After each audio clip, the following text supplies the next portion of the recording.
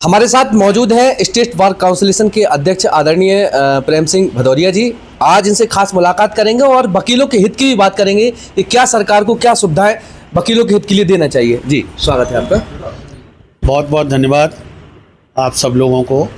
अभी मैं जो देख रहा हूँ 2015 में हम सब लोगों ने एक वेरिफिकेशन स्कीम लागू की थी। तो नवंबर और लोग ऐसे थे जिनने 2015 में भी अपना वेरिफिकेशन नहीं कराया था और 2015 के बाद जो इनके रजिस्ट्रेशन हुए हैं, बहुत सारे हमारे नए बच्चे हैं जिन्होंने बार काउंसिल ऑफ इंडिया का एग्ज़ाम पास आउट करने के बाद भी डिक्लेरेशन फॉर्म नहीं भरा है। जब तक वो बच्चे हमारे छोटे भ्राता डिक्लेरेशन फॉर्म नहीं भरेंगे तब तक उनको वोटिंग राइट नहीं मिलेगा। स्टेट बार काउंसिल से जितनी भी हमारी सुविधाएं उपलब्ध कराते हैं उन सुविधाओं का भी लाभ उन्हें नहीं मिल पाएगा। जी। इसलिए मेरा सबसे पहले तो अनुरोध ये है कि जितने भी मेरे आवासक परिवार के मेरे सदस्य हैं जिन्होंने वेरिफिकेशन डिक्लेरेशन नहीं कराया है वो सारे के सारे लोग अपना डिक्लेरेशन अपना करा लें, जिससे अपन स्टेट बार काउंसिल की सुविधाओं का लाभ ले पाएँ और अभिभाषक संघों के स्टेट बार काउंसिल के चुनाव में अपने मताधिकार का हम प्रयोग भी कर पाएंगे। एज ए चेयरमैन मैंने जो अनुभव किया है, हालांकि चुनाव का समय है, मुझे सारी चीज़ें नहीं कहना चाहिए, मगर मैं इन सब के बावजूद भी इतना ज़रूर कहता हूं कि जो मध्य प्रदेश में मैंने अनुभव किया है 33-35% ऐसे लोग हैं जो वास्तव में प्रैक्टिस कर रहे हैं। 65 और 67% ऐसे लोग हैं जो रजिस्ट्रेशन तो उन्होंने करा लिया है मगर वकालत में वो लोग नहीं हैं। वकालत में ना होने के वजह से जो सुचारू रूप से हम लोग अभिभाषक हितों में काम करने की इच्छा शक्ति रखते वो काम नहीं हो पा रहे। उसका परिणाम ये है कि आज की तारीख में लगभग 1.5 लाख एडवोकेट परिवार के सदस्य हैं मध्य प्रदेश में, और नंबर ऑफ़ लोग हैं जो 65% ऐसे लोग हैं जो वकालत नहीं कर रहे, क्योंकि मध्य प्रदेश शासन ही ऐसा है, गवर्नमेंट है जो वकीलों के हित के लिए कोई अनुदान नहीं देती है। शिवराज सिंह जी के समय से लेके हम अभी मोहन यादव साहब तक में सारे लोगों से अप्रोच कर चुके हैं, जबकि Kerala government, UP government, Bihar government, number of government हैं जो अभिभाषकों को स्टेट बार काउंसिल को अनुदान दे रही है। जैसे आज की तारीख में जहाँ तक मेरे को याद है 7 करोड़ रुपए पर ईयर यूपी गवर्नमेंट देती है स्टेट बार काउंसिल को, बिहार गवर्नमेंट देती है लगभग 5-7 करोड़ रुपए, इसी तरह से केरल देती है, मगर मध्य प्रदेश गवर्नमेंट अभिभाषकों के हित के लिए, वेलफेयर के लिए कोई योगदान नहीं देती है। मैं आपको एक और एग्जांपल बताऊं, जब हम लोगों ने 2015 में वेरिफिकेशन कराया था तब हम 95,000 एडवोकेट थे। 95,000 एडवोकेट में जब वेरिफिकेशन हुआ था तब 95 से 65,000 रह गए थे, और 65,000 एडवोकेट जब थे 95,000 थे तो हम 1 लाख रुपए डेथ क्लेम देते थे। जैसे ही हम 65 हुए हमने 2.5 लाख कर दिया था। 2.5 लाख रुपए हमने डेथ क्लेम देना शुरू किया था। उसी समय शिवराज सिंह की गवर्नमेंट ने, कैबिनेट ने प्रपोजल भी पास किया था कि जितना स्टेट बार काउंसिल देगी उतना ही हम देंगे। स्टेट बार काउंसिल ने 2.5 लाख कर दी, मगर स्टेट गवर्नमेंट अभी भी 1 लाख किए हुए हैं, जबकि हमने स्टेट गवर्नमेंट को, शिवराज सिंह जी को, मोहन यादव साहब को भी हमने ये कहा कि हम आपकी कैबिनेट के प्रपोजल पास किया हुआ है, हम 2.5 लाख दे रहे हैं, 2.5 लाख आप दो। पिछले बार मैंने भी बहुत प्रयास किया था, जैसे नए बच्चे हैं उनको 12,000 रुपये जो मिलते हैं उसको मैंने कहा था कि 50,000 रुपये आप उनको दें। मेडिकल क्लेम आप 2 लाख करें। भाई नया एडवोकेट है, उसको कुर्सी टेबल के नाम पे जो आप 12,000 रुपये दे रहे हो, सही मायने में कुर्सी टेबल भी 12,000 में नहीं आती है। आजकल इलेक्ट्रॉनिक्स युग है, और इलेक्ट्रॉनिक्स युग में यदि आप उसको लैपटॉप के लिए यदि पैसा दे दोगे तो निश्चित रूप से वो हाई कोर्ट होने वाले सुप्रीम कोर्ट के जो केस साइटेशन आते हैं उनसे वो अपडेट रहेगा। तो मैंने ये प्रयास किया, नरोत्तम मिश्रा जी विधि मंत्री थे, उन्होंने भी प्रयास किया, मगर किसी कारण से ये सक्सेसफुल नहीं हो पाया। हालांकि हम लोगों का सब प्रयास जारी है। हमारा ये कहना था, मेरा पेंशन स्कीम भी हम लोग लागू करना चाहते थे, मगर पेंशन स्कीम भी इसलिए लागू नहीं हो पा रही है कि हमारी संख्या बहुत है। क्योंकि जितने भी एडवोकेट हमारे प्रैक्टिशनर एडवोकेट हैं वो एडवोकेट वेलफेयर फंड का जो टिकट लगाते हैं उसी से सारी कल्याणकारी योजना हम लोग चलाते हैं। होता क्या है कि हम 35% लोग हैं टिकट लगा रहे हैं। मैंने कई बारों में मैं गया और मैं बारों में मैंने कहा कि जब मैं अकेला था तब मैं 1 किलो दूध मंगाता था, शादी हो गई आधा किलो बढ़ गया, 2 बच्चे हो गए 250 ग्राम बच गया। तो तेल, पुरानी कहावत है, तेल तिल्ली में से निकलता है। हम सबका यदि योगदान कल्याणकारी योजना टिकट के हिसाब से यदि हो जाएगा तो निश्चित रूप से हमारी पेंशन स्कीम भी, हम जो स्कीम लाना चाहते हैं, मेडिकल क्लेम, डेथ क्लेम, ये हम निश्चित रूप से बढ़ जाएगा। जैसे देखा जा रहा है कि जो नए जनरेशन के जो लोग हैं एडवोकेट बनने के लिए रजिस्ट्रेशन कराने जाते थे तो 22 से 25 हज़ार रुपये खर्चा, और छतरपुर से वहाँ तक जाना तो उनका आने जाने का खर्चा मतलब 30 से 32 हज़ार रुपये समथिंग खर्चा होता था। लेकिन अब वो शायद 750-800 रुपये में शायद रजिस्ट्रेशन, लेकिन उनका पैसा रिटर्न नहीं आ रहा है, ना उनके लिए बैठने के लिए जो पैसा शुल्क लिया जाता था ना वो रिटर्न हुआ है। उसको लेकर बात कर रहे हैं। देखिए एक्चुअली क्या हुआ है कि एडवोकेट एक्ट में जो फ़ीस थी रजिस्ट्रेशन की 1961 में जो फ़ीस थी, एडवोकेट एक्ट में अमेंडमेंट हुआ नहीं, फ़ीस बढ़ी नहीं। तो जब सुप्रीम कोर्ट में इस पिटीशन गई थी तो एडवोकेट एक्ट में अमेंडमेंट ना होने के वजह से वो 750 रुपये रजिस्ट्रेशन की फ़ीस कर दी। रजिस्ट्रेशन की फ़ीस करी तो अब ये स्थिति हो गई है जो और किसी अभिभाषक के मदद की वाली स्थिति लाएंगे तो मदद 750 में अब स्टेट बार काउंसिल के खर्चे चलाना मुश्किल हो गया है।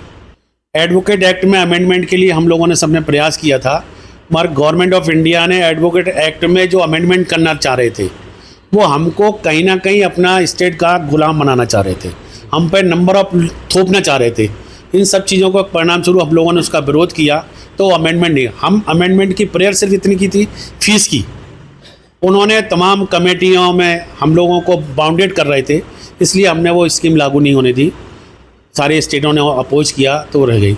हमारा प्रयास है कि स्टेट एडवोकेट एक्ट में अमेंडमेंट करके फ़ीस को बढ़ाएंगे तो निश्चित रूप से हम लोग कहीं ना कहीं वेलफेयर और अच्छा ढंग से कर पाएंगे। आप छतरपुर में आए हैं तो छतरपुर में अभी देखा जा रहा है कि काफ़ी संघर्ष भरी लड़ाइयाँ चल रही हैं, अधिवक्ताओं के बीच ही चल रही हैं। कुछ अधिवक्ता बैनर टांग करके बैठे हुए हैं कि जो वर्तमान अध्यक्ष है उनको भगाया जाए, इस तरह से तमाम प्रकार के आरोप लग रहे हैं। क्या इसके लिए स्टेट बार काउंसिलेशन से या फिर समिति से अध्यक्ष जो है क्या उनसे परमिशन वगैरह लेने का अधिकार है? यदि इस तरह से कोई व्यक्ति अपनी जायज़ मांगों को लेकर धरने में बैठा है तो देखिए, ये इसके संबंध में अभी हमारे स्टेट बार काउंसिल में कोई जानकारी प्राप्त नहीं हुई है, मगर जहाँ तक बैनर और बोर्ड का सवाल है वो भी मेरे नोटिस में नहीं है। निश्चित रूप से हम अभिभाषक और बुद्धिजीवी कहलाते हैं। हिंदुस्तान में क्या ऑल वर्ल्ड में एक अभिभाषक परिवार ही ऐसा वर्ग है जो कहीं ना कहीं बुद्धिजीवी कहलाता है। तो बुद्धिजीवी कहलाता है, उस बुद्धिजीवी के हिसाब से हमको अपना एक्ट भी करना चाहिए, अपना कार्य भी करना चाहिए। कोई भी अभिभाषक संघ है, हम सब मिलके चुनाव इसलिए करते हैं कि हमारे किसी भी बात को अच्छे ढंग से अभिभाषक संघ के माध्यम से वो बात रखी जाए, पब्लिक इंटरेस्ट में रखी जाए। देखिए, हमको सार्वजनिक जीवन में जब हम आ गए तो हमारा कोई जीवन नहीं है, पर हम सार्वजनिक जीवन के हिसाब से ही हमको अपना काम करना चाहिए। मैं जैसे 2002 से स्टेट बार काउंसिल का मेंबर हूँ, 1990 से मैं हाई कोर्ट बार का नेतृत्व कर रहा हूँ, तो मैं अपने जीवन को सार्वजनिक जीवन मानता हूँ। तो मैं अपने परिवार में भी कहता हूँ मेरे व्यक्तिगत हित कुछ नहीं होंगे, सार्वजनिक हित ही मेरे हित होंगे। तो सार्वजनिक हित में जितना वर्क हो सकता है हम आपको करना चाहिए। व्यक्तिगत जीवन को थोड़ा सा इस बात का ध्यान रखना चाहिए कि हम जिस वर्ग को हम नेतृत्व कर रहे हैं, बुद्धिजीवी वर्ग को नेतृत्व कर रहे हैं, तो हमारा कोई भी कार्य, कोई भी कृत्य ऐसा नहीं हो कि हमारे अभिभाषक परिवार के विपरीत जाए, क्योंकि एक मछली सारे तालाब को गंदा करती है। हम नेतृत्व यदि कर रहे हैं तो हमको चरित्र भी अपना ठीक रखना चाहिए। हमको किसी प्रकार से कोई ऐसा काम नहीं करना चाहिए जो हमारे अभिभाषक परिवार पे किसी प्रकार से कोई उंगली उठा पाए। छतरपुर के यदि देखा जाए तो अधिवक्ता संघ के जो अध्यक्ष हैं उन पर लगातार आरोप लगते रहते हैं कि भ्रष्टाचार किया है और तमाम प्रकार के जो आरोप हैं उसको लेकर ये पूरी सुर्खियों में बने रहते हैं। तो क्या इस बार जो चुनाव होना है तो इससे पहले क्या कोई जांच वगैरह कोई समिति ने बैठा लिया गया? नहीं, इस संबंध में देखिए हमारे पास अभी व्यक्तिगत रूप से कोई जानकारी नहीं आई। स्टेट बार काउंसिल के पास भी इस तरह की कोई शिकायत प्राप्त नहीं हुई है। स्टेट बार काउंसिल के पास यदि किसी प्रकार की कोई शिकायत प्राप्त होती तो निश्चित रूप से स्टेट बार काउंसिल उसमें कहीं ना कहीं अपना रोल अदा करती है। छतरपुर में अधिवक्ताओं के बैठने के लिए देखा जाए तो 3 में बैठे हुए हैं, ये थोड़ा सा कुछ प्रयास होना चाहिए कि उनकी बैठने के लिए उत्तम व्यवस्था यहाँ पर हो जाए जिस वजह से नहीं, निश्चित रूप से देखिए, मैं बताऊँ, मैं हाईकोर्ट बार का 2 बार नेतृत्व मैंने किया है और मुझे जहाँ तक ध्यान है मैंने अपने हाईकोर्ट बार के प्रेसिडेंट होने की हैसियत से 1,85,00,000 रुपए मैंने मंजूर कराए थे। और मंजूर ऐसे नहीं कराए थे, मैंने अपने क्षेत्र के पार्षद हैं, ग्वालियर के जो पार्षद हैं, मेयर हैं, विधायक हैं, सांसद हैं, इन सब की मौलिक निधि से मैंने पैसा कलेक्ट किया था। हमारे यहाँ तमाम मंत्री सांसद ऐसे नहीं थे जिसने हमको पैसा नहीं दिया हो। स्टेट बार काउंसिल की बिल्डिंग बनवाई हमने, स्टेट बार काउंसिल की बिल्डिंग हम सांसदों से पैसा लिया हमने। हम बार का नेतृत्व करें, अपने हित के लिए नहीं काम कर रहे, हम पब्लिक इंटरेस्ट में काम कर। भाई वकील किसी ना किसी वार्ड का मेंबर है, वार्ड का वोटर है, विधानसभा का वोटर है, तो विधानसभा में जो विधायक हैं, सांसद हैं, जो पार्षद हैं, हम अपने व्यक्तिगत हित के लिए बात नहीं कर रहे, हम पब्लिक इंटरेस्ट की बात कर रहे हैं। यदि हमारे आवासकों के बैठने की व्यवस्था की ज़रूरत है, हमको डिस्ट्रिक्ट जज से के थ्रू से पोर्टफोलियो जज जो भी है उससे बिल्डिंग के लिए परमिशन ले, पैसा हम ले। रफ़त आलम साहब चीफ जस्टिस से वहाँ मैंने अपने डिस्ट्रिक्ट कोर्ट में 2-3 बार बनवाए। चीफ जस्टिस समय में बोले भदौरिया जी आपकी बिल्डिंग जा रही है, मैंने बिल्डिंग जाएगी तो रूम भी चले जाएंगे। मैंने कहा उनसे आपसे पैसा लेने नहीं आया, मैं आपसे सिर्फ परमिशन लेने आया। अरे नहीं आपकी बिल्डिंग जा रही है, तो मैंने एग्जाम्पल दिया, कल मुझे मरना है, आपको भी मरना है जी, वर्तमान जीना छोड़ दे, हमको वर्तमान जीना चाहिए। आज जिस चीज की हमको आवश्यकता है, हमारे अध्यक्ष होने के नाते, स्टेट बार काउंसिल के मेंबर होने के नाते, हम जितना भी जनप्रतिनिधियों से अपने संबंधों के आधार पर पब्लिक इंटरेस्ट में पैसा ले सकते हैं, लेना चाहिए और इस तरह के बारूम बनवाना चाहिए। मैंने तो पार्षद से भी पैसा लिया, प्रभात जी हमारे यहाँ राज्यसभा मेंबर थे, उनसे मैंने लिया। हमने तो सांसदों को भी नहीं छोड़ा, विधायकों को नहीं छोड़ा। भाई आपके विधानसभा में है, आपके पार्षद उसमें हैं, मौलिक निधि मिलती है। मैंने तो कुछ देखिए, बाहर में पब्लिक इंटरेस्ट में ये सोच बना के यूनिटी एक मत होके प्रपोजल पास करना चाहिए, संबंधित लोगों से अपन को कांटेक्ट करना चाहिए, जितनी सुविधाएं दे सकते हैं। व्यक्तिगत हित नहीं है अपने, हम अपने हित के लिए नहीं है, हम अपने हित के लिए कुछ भी ले लें, ये नहीं। हमको अपने संबंधों के आधार पर यदि हम बार का नेतृत्व कर रहे हैं, तो मैं बिल्कुल खुले मन से कह रहा हूँ, हमको जिस पद पे हम हैं उस पद के प्रभाव का, अपने संबंधों का उपयोग हमको करते लिए पब्लिक इंटरेस्ट में हमको काम करना चाहिए। ये छतरपुर देख रहे हैं, छतरपुर में जिस तरह से हाई कोर्ट में देखा जाता है, कोई व्यक्ति एंटर करता है गेट के अंदर तो उसको पास दिया जाता है। और छतरपुर में देखें आए दिन विवाद की स्थितियाँ कहीं सोशल मीडिया पर भी वायरल हो जाती हैं, 2 पक्षों में विवाद हो जाता है, पक्षकार और जो आरोपी गण हैं तमाम लोगों के बीच विवाद की। तो इस तरह से क्या कुछ नियम वगैरह लागू होने चाहिए जिससे कि कोर्ट की मर्यादा बनी रहे? देखिए, यदि प्रमाइसिस एक है, एंट्री एक है, तो उसमें एक एडमिनिस्ट्रेशन की तरफ से, पुलिस प्रशासन की तरफ से, डिस्ट्रिक्ट जज के माध्यम से अपन एक एंट्री गेट रख सकते हैं। उसमें जो भी पक्षकार आ रहा है, किससे मिलना है, किस कोर्ट में तारीख है, उसकी एंट्री होगी, उसको नंबर मिलेगा, वो जा सकता है।